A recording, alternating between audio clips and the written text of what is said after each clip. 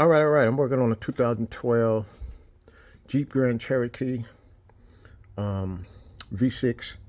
As you can see, I already got the air breather apparatus off of there.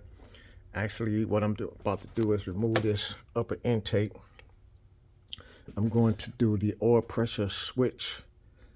Have to do that, have to take that off to get to it. So that's what I'm about to do. So I'm showing you stuff that I'm doing before I even attempt to do anything. So I only remove one big piece. That would be this piece right. That piece right there is what I removed so far. Just that's it. That's all I removed. And the top cover, that's it. So right there. So what I'm gonna be doing is showing you every little piece I do. So I got to set the camera down, get an 8mm, remove these bolts here, right there. So once I remove that, I'll show you what that look like underneath.